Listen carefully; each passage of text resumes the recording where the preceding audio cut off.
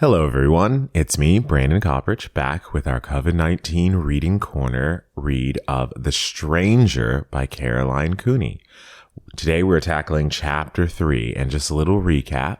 If you have not been following us, we are following the story of our protagonist, Nicoletta Storms, as she navigates her new life after being kicked out of the Madrigal Singers, her whole world and social group for the last 2 years. In Chapter 1, we saw her enter an art appreciation class and see a mysterious boy that she follows down a mysterious lane. In Chapter 2, we meet the boy, and his name is Jethro. And he, at the end of Chapter 2, he reaches out to touch Nicoletta's cheek, and she says, "It did not feel like a human." So let's continue. Here we are, The Stranger, Chapter 3. "Of course he's human," said her sister Jamie. Jamie was absolutely disgusted with the end of the story. "Nick, you blew it. I cannot believe you turned around and ran." Jamie was always convinced that she would handle any situation whatsoever 100 times better than her older sister. Here was yet more proof. Nicoletta hated defending herself to a child of 11, but it happened constantly. There was no decision Nicoletta made, including, of course, being born, which met with her sister's approval. "I was scared." Jamie flung up her hands in exasperation. "If you had enough guts to follow him into the dark, dank, and dreary woods." "They weren't dark or dank or dreary. The sun was shining. There was still snow on the ground in the forest. It was more silver than dark." "My point," said Jamie, with immense disgust of younger sisters who were going to get things right when they started dating, "is that he started talking to you, flirting with you.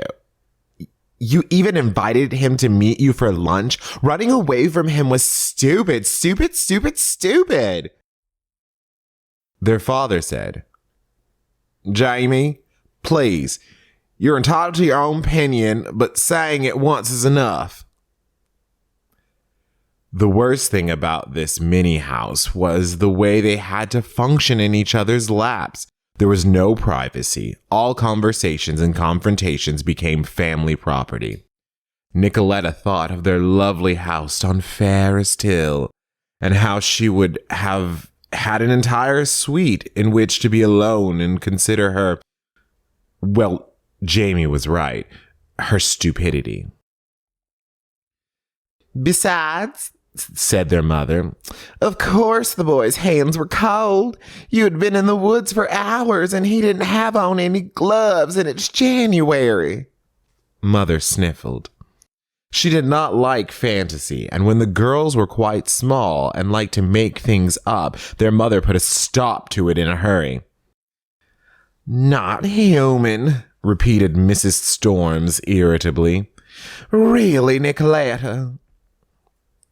Nicoletta had told them about Jethro because it was easier than telling them about madrigals. She could not bring herself to say that part out loud. "I'm not in it anymore. You won't go to the concerts anymore. You won't have to iron my beautiful medieval gown ever again. Somebody else. Somebody named Anne Louise gets to dress up and sing like an angel and hear the applause that was meant for me from now on." "Speaking as the only man in this family," said Nicoletta's father. He looked long and carefully at his hands as if reading the backs instead of the palms. "I want to say that if some girl followed me home, walked after me for miles through the woods, and told me that she had a crush on me, and then I walked her all the way back to the main road, I would certainly have been hoping for a kiss. And if instead of throwing her arms around me, that girl fled, well, Nikki, I would feel I'd done something incredibly stupid or it turned out to be a repulsive close-up. I'd want to change schools in the morning. I'd never want to face that girl again. Wonderful, thought Nicoletta, wanting to weep. Now I'll never see him again. She struggled with tears. In the other house, she would have wept alone. In this one, she had witnesses. The small-minded part of her tried to hold her parents responsible and hate them instead of herself for being a complete dummy and running from Jethro. She remembered the cold touch of his hands. I don't care what Mother says, thought Nicoletta. Jethro's hands were not normal. He scared me. There really was something strange about him, something terribly wrong, something not quite of this world. I felt it through his skin. I can still feel it. Even though I have washed my hands, I can still feel it. So, said her father, his voice changing texture, becoming rich and teasing. What'll we do tonight, Nicky? Want me to play my fiddle? Jamie got right into it. Nothing brought her more satisfaction than annoying her big sister. Or we could slice up a turnip, Jamie agreed. That would be fun. Right up until high school, Nicoletta had loved the Little House books. How unfair that she had to live now where the family could go to McDonald's if they got hungry, check out a video if they got bored, and turn the thermostat up if they got chilled.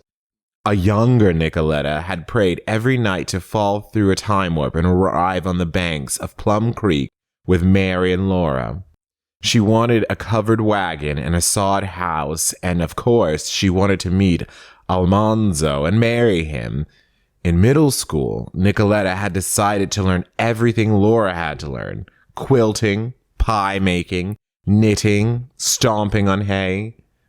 Nicoletta's mother, who hated needlework and bought frozen pies, could not stand it. You live in the 20th century, and that's that, Ma Ingalls, Nicoletta's mother said. Ma Ingalls would have been thrilled to live like you, warm in winter, snow never coming through the cracks, fresh fruit out of season. When she was Jamie's age, Nicoletta had made her fatal error. Daddy never gets out his fiddle and sings songs for me when it's snowing outside, she said. Her father laughed for years. He was always making fiddle jokes. The second fatal error came shortly after, when Nicoletta tried eating raw sliced turnip because the Ingalls considered it a snack. Nicoletta's mother had never in her life even bought a turnip because she said, "Even the word gives me indigestion." Only last Christmas, Nicoletta's stocking had included a raw turnip and a paring knife. Instead of potato chips, said the card, love from Santa on the prairie. It was Jamie's handwriting. Nicoletta's Little House obsession ended with madrigals, the singing, the companionship of a wonderful set of boys and girls from 10th to 12th grade. The challenge of memorizing the difficult music filled Nicoletta with the way of her pioneer fantasies once had. She thought of her life as divided by these two, the Little House daydream years and the madrigal reality years. And now, madrigals were over. She was not a madrigal singer. She was just another soprano, good enough only for the ordinary, non-audition chorus. Unwillingly, Nicoletta looked at the photograph of herself on the mantel. Every few years, these photos were replaced when the old one began to seem dated and ridiculous. Nicoletta's portrait had been taken only last fall, and she stood slim and beautiful in her long satin skirt, crimson fabric cascading from her narrow waist, white lace like sea froth around her slender throat. Her yellow hair had just been permed and twisted like ribbons down to her shoulders. In her hair glittered a thread of jewels. She seemed like a princess from another age, another continent, dressed as a Nicoletta should be dressed. Now she hated the portrait. People would come to the house, Rachel, Kathy, Christo, and there it would sit, pretending nothing had changed. I don't want this life, thought Nicoletta, her throat filling up with a detestable lump. Who needs high school? It hurts too much. I don't measure up. I'm not musical, and I'm a jerk who runs away from boys and makes them wish they attended another school in another town. I don't care what Mother says. Laura Ingalls had it good. Blizzards, starvation, 300-mile hikes, scary badgers, and flooding creeks. But she thought of Jethro, his profile, his odd, silent darkness, his quiet listening while she poured out her pain. I got kicked out of madrigals, Nicoletta said abruptly. Miss Quincy tried everybody out again, and a new girl named Anne Louise is better than I am, so I'm out, and she's in. I don't want to talk about it. And that is the end of chapter 3. Thank you, everyone, for listening. Tune in for chapter 4 and the continuing adventures of Nicoletta Storms. Until next time, good night and much love.